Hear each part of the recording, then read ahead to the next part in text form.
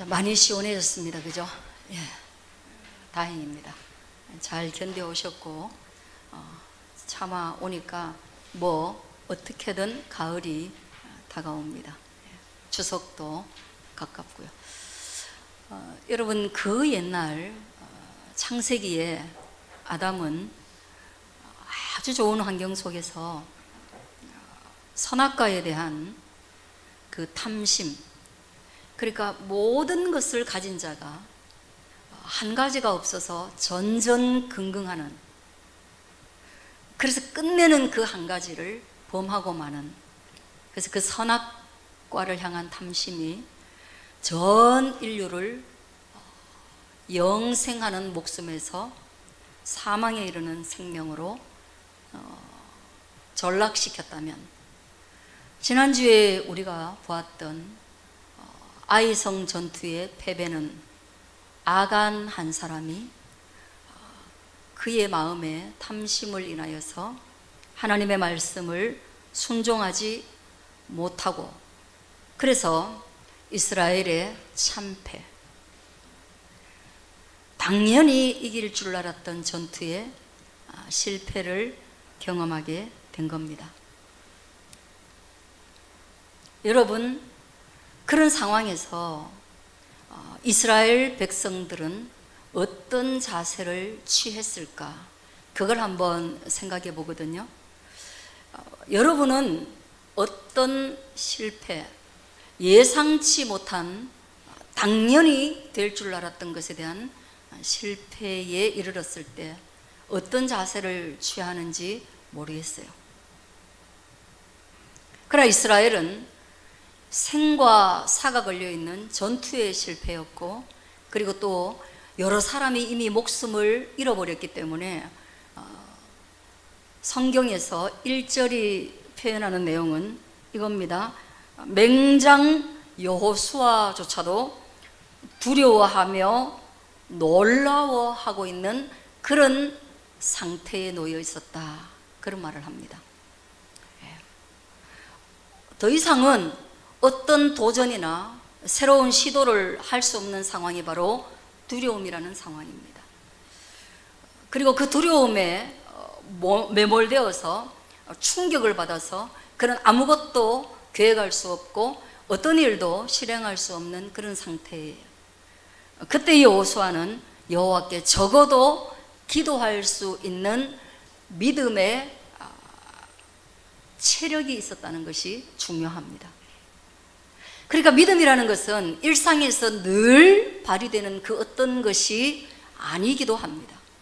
그러나 우리의 이런 일상의 많은 믿음이 누적되고 모여서 마치 포인트와 같이 쌓이게 되면 어느 날 이런 두렵고 놀라운 상황이 우리 인생에 주어졌을 때 그때의 체력을 발휘할 수 있는 기초가 되므로, 여러분, 일상의 공부나 일상의 믿음을 소홀히 하지 않는 저와 여러분이 될 수 있게 되어지기를 바랍니다. 흔들리면, 장군이 흔들리면 온 백성이 흔들리는 것이에요. 두려운 상황에서 가장이 흔들리면 전 가족이 길을 잃어버리는 것이에요. 교회에서 여전히 목회자가 흔들리고 나면 성도들은 흩어지는 것이 너무나 당연합니다. 그러나 우리의 체력은 기도의 자리로 나아가도록 만들어줍니다. 여호와께서 여호수아를 부르십니다. 두려워하고 떨고 있는 여호수아에게 말씀하십니다.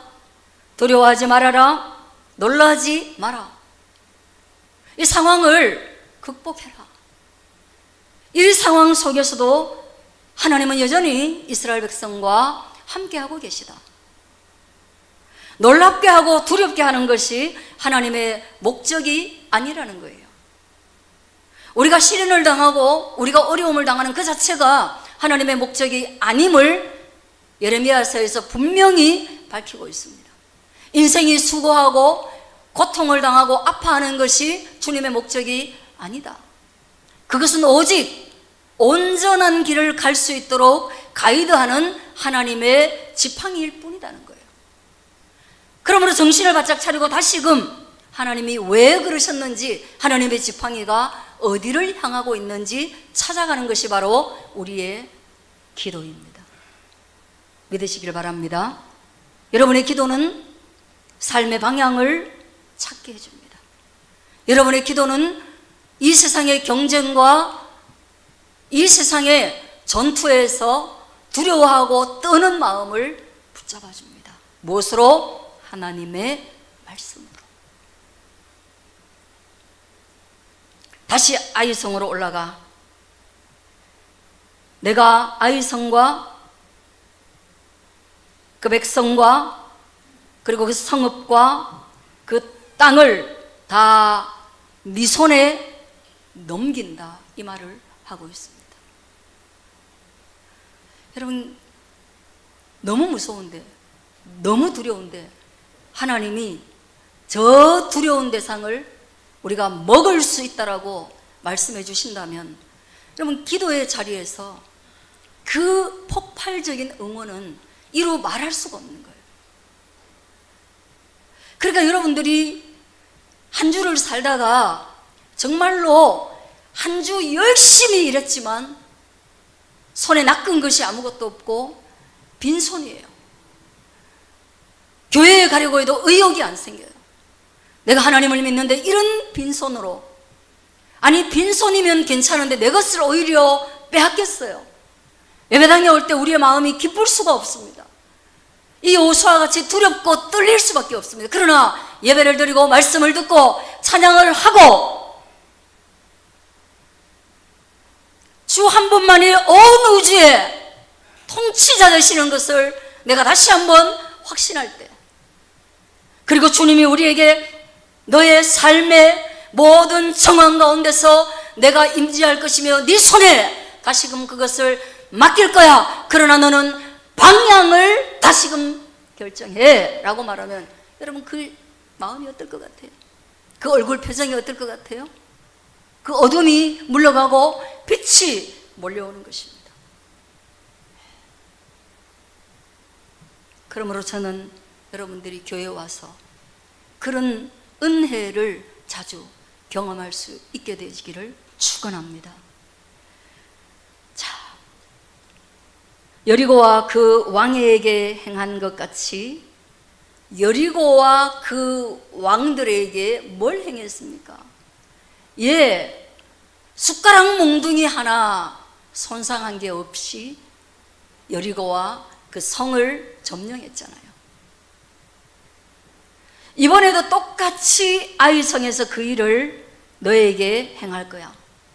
그리고 전에는 아간이 그 물건에 탐심을 내서 너희가 다 실패했지만, 이번에는 두 번째 다시금 아이성 전투에 나갈 때는 탈취한 물건과 가축은 스스로 너희가 가질 수 있도록 해줄게. 약속이 조금 변경된 겁니다. 그렇죠? 여러분, 언약이 변경된 겁니다.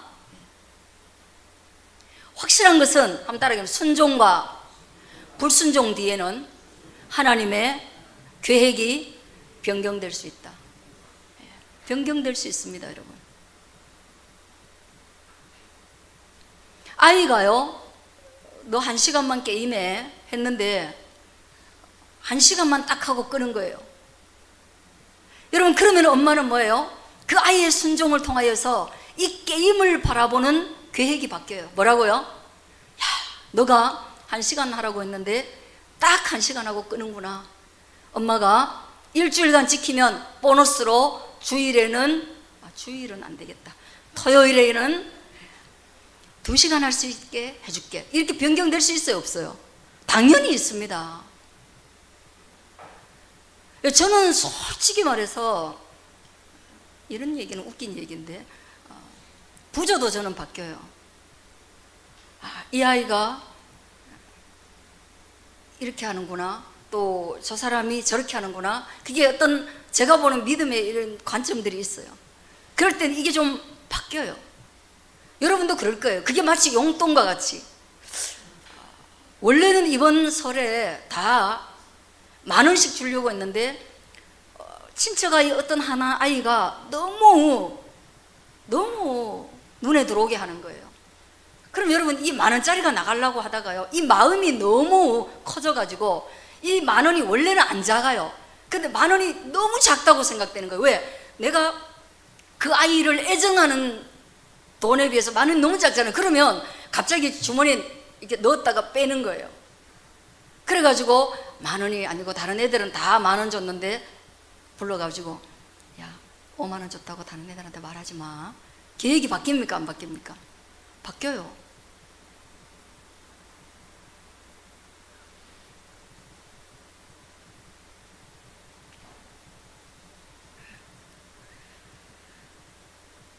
불순종했을 때는 안 바뀔까요? 바뀝니다. 1시간 하려고 했는데 매번 2시간 하고 매번 방에 들어가면 후다닥거리는 거예요. 그럼 어떻게 됩니까? 그거 아주 극단적인 엄마는 컴퓨터를 빼버려요. 한글만 되는 컴퓨터로 바꿔준단 말이에요. 조금 유순한 엄마는 한 번 더 기회를 주고 한 번 더 기회를 주다가 이렇게 하죠. 그 계획은 바뀌는 거예요. 아이성에서 전투에서 실패했을 때 하나님이 왜 바꾸셨겠어요? 하나님이 물건을 탐하는 하나님이 아니란 말이에요. 왜 이 물건 가져가지 말라고 했는지, 아이성에서 그 전투에서 이긴 물건이 왕이신 하나님, 모든 전리품은 왕이신 하나님 거야. 그런데 네가 가져갔어? 이 물건 내 건데 네가 가져갔어? 그런 의미가 아니잖아요. 하나님이 물건에 마음이 있는 하나님이 아니라 이 전투에 하나님의 전략에 순종하느냐 순종하지 않느냐, 그것이 하나님의 기준인 거예요. 그러니까 이제는 물건은 가져가도 된다.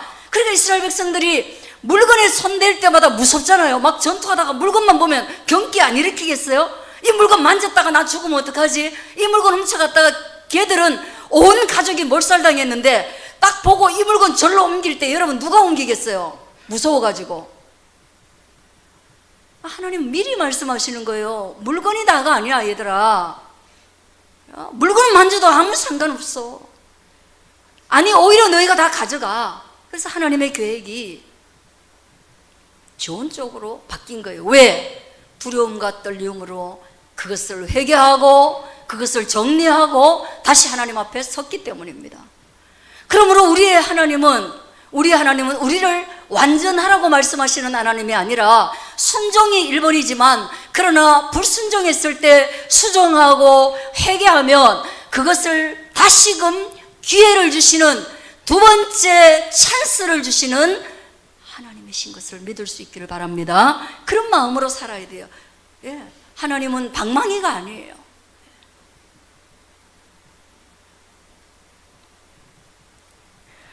하나님의 계획은 군사와 함께 가는데요, 30,000명을 뽑아서 가라고 합니다. 지난번에 몇 명이었어요? 예, 여리고성의 전투에서 이기고 나니까 사실은 뭣도 없는 이스라엘이, 정말로 힘도 없는 이스라엘이 아이성에 딱 가보니까 여리고성하고 비교해서 너무 이게 작은 성이에요. 그러니까 자기들이 무슨 마치 이긴 것처럼 전략을 3,000명을 짰어요. 3,000명도 사실은 많다. 2,000명에서 3,000명 가면 된다고 했는데 여호수아가 3,000명을 보냈죠. 하나님은 몇 명 보내라 그랬어요? 예, 30,000명. 여러분, 인간의 판단은 팩트에 근거합니까? 심리에 근거합니까? 이럴 때 보면, 예? 인간의 판단력을 다 믿으면 됩니까? 안 됩니까? 안 돼요. 인간은요, 까불기가 일수예요. 특히 어린아이들은요, 한 번 밥숟가락 떠가지고 집에 한 번 들어가면요, 절대로 다시는 엄마가 먹여주는 걸 원하지 않아요. 왜? 한 번 성공했기 때문에. 그때 아이가 제일 많이 흘려요. 한 번 성공하고 난 뒤에 제일 많이 흘러요. 근데 손도 못 대게 해요. 줄줄줄 흘려요. 팩트가 아니라 심리에 근거해서 3,000명이 갔는데 하나님이 30,000명 가라. 그리고 전략을 다시 짜줍니다. 어떤 전략입니까? 매복전이에요. 아이성 뒤에 가서 숨고 앞으로는 전과 같이 한 몇천 명 갔겠죠. 그렇게 가라는 거예요. 6절에 보십시오. 같이 읽겠습니다. 시작. 그들이 나와서 추격하여 이르기를.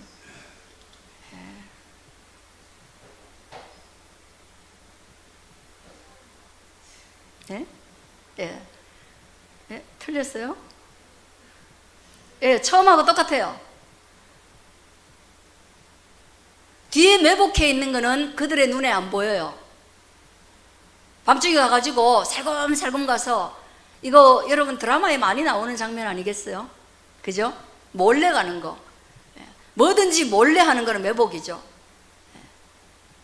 우스갯소리지만 예전에 우리 청년회에서 처음으로 결혼한 남녀가 있었는데, 제가 그 남자분이 연애 기간이 한 7, 8년 넘어가지고 결혼하자마자 바람을 피워갖고, 그 선배가 저랑 너무 친해갖고 계속 그 남자 따라다니면서 매복하면서 여자 어디서 만나는지 그거 계속 따라다녔던 적이 있어요.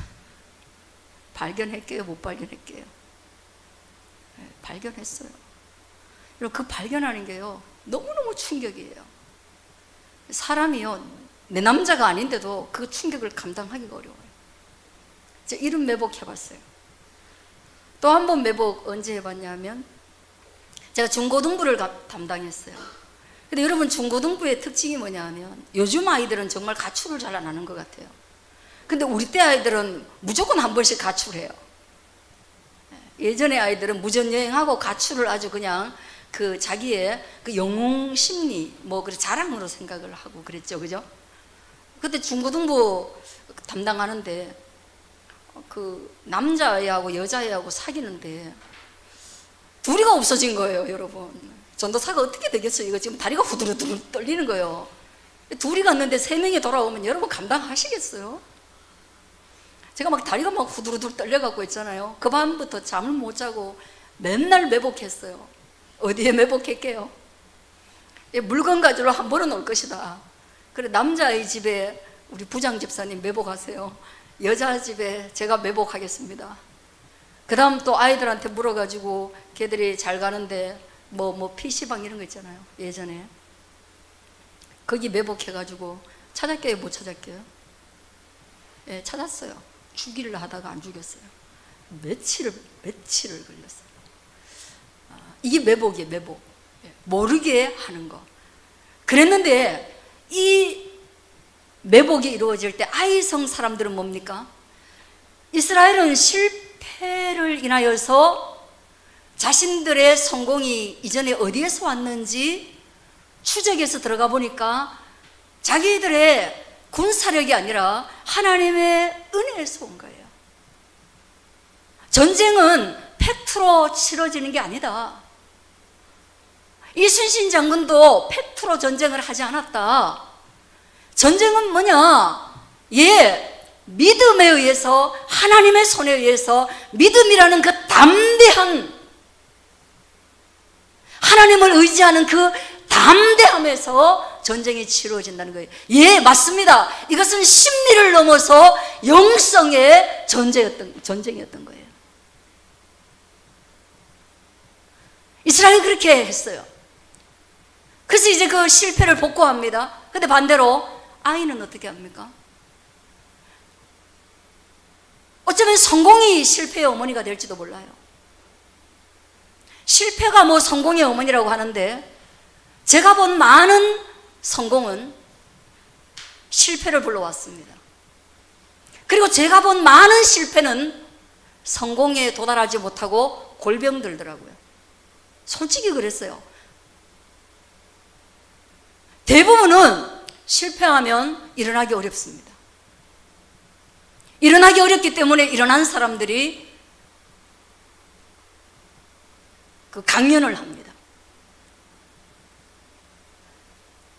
그래서 성공했던 많은 사람들은 처음처럼 쟤들이 또다시 저 전략으로 우리에게 오네 하고 코웃음을 치면서 뭐예요? 속임수라든가 어떤 다른 전략에 대해서 전혀 검토하지 않고, 여러분 이스라엘도 쑥맥이 아닌데 지금 걸어마 날 살려라 하고 지난주 본문에서 도망쳤는데 그 똑같은 방법으로 오겠어요? 검토해야죠.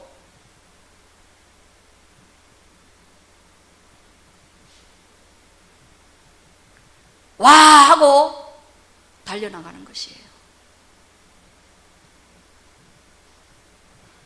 저것들 뭐 저런 게 다 있어. 와 하고 뛰어가는 거예요. 그러니까 뭐예요? 경상도 말로 하면은 아이성 전투에서 떡 보니까 아까메치로 하고 똑같은 전략을 썼는데 이번에는 뛰어나가고 나니까 뒤에서 와 하고 나오니까 얘들이 패배한 겁니다. 여러분, 우리는 이 전쟁 가운데서 하나를 생각합니다.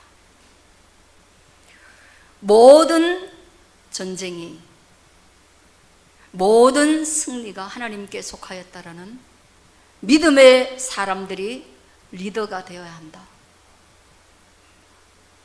이 땅의 리더를 위한 수많은 책과 수많은 강연과 그리고 더 나아가서 일상의 리더십들이 유튜브 쇼츠에 보면 아주 소소한 성공과 아주 소소한 실패까지도 우리에게 너무 많은 정보가 있지만 성경은 결코 그런 리더십을 추종하지 않는다. 우리 앞에 거장이었던 모세도 하나님 앞에 불순종하면 무너진다. 가장 완전하게 창조되었던 아담도 하나님의 말씀에 불순종하면 아무것도 없다. 오늘 이 믿음의 거장 여호수아조차도 하나님의 말씀을 따라가지 않으면 치우쳐 넘어질 수밖에 없다는 것입니다. 그러면 하나님의 리더십, 성경적 리더십, 믿음의 리더십은 그 말씀에 있는 것이고, 그러므로 여러분들이 주일에 교회에 오는 모든 이유는 뭡니까? 한 주간 기울어졌던 인생을 다시금 바르게 세우는 그 과정의 리더십을 하루하루 밟아가는 것입니다. 믿으시기를 축원합니다. 믿으시기를 축원합니다.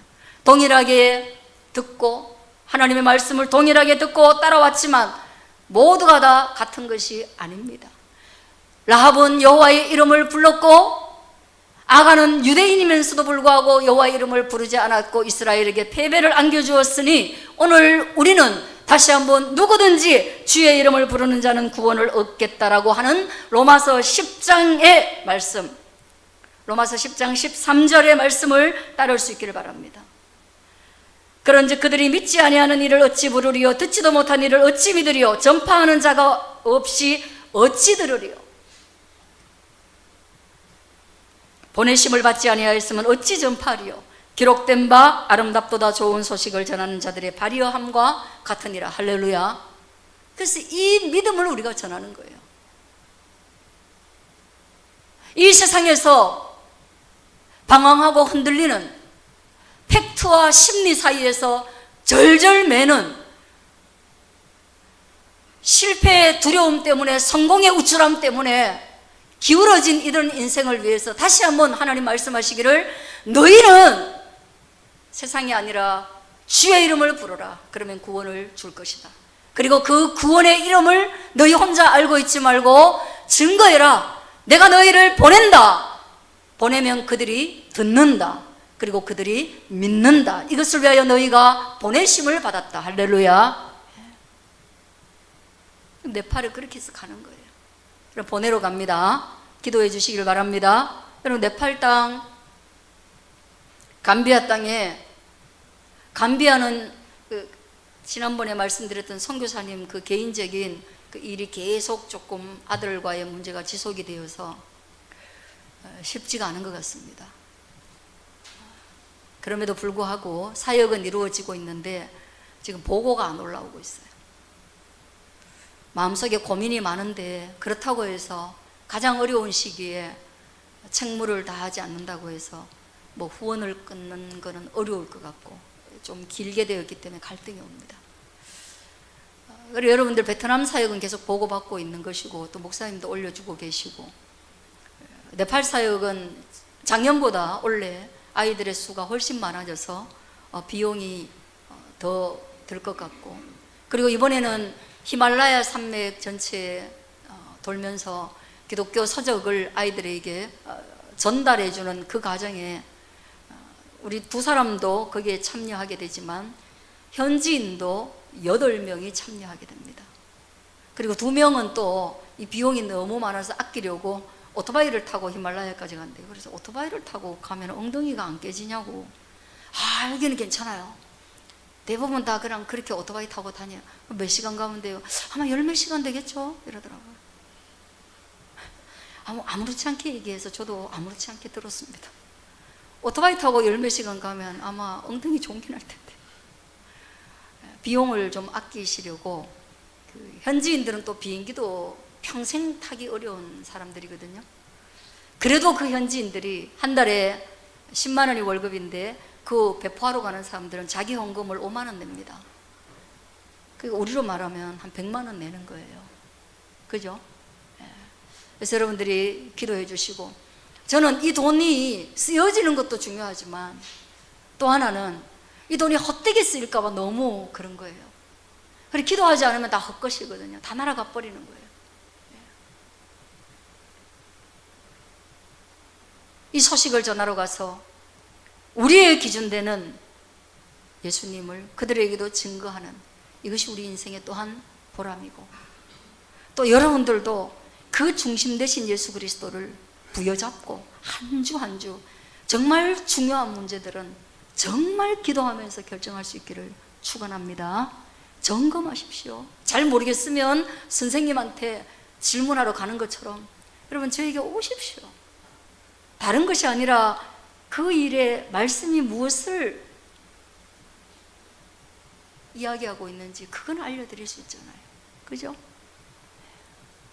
기도하겠습니다.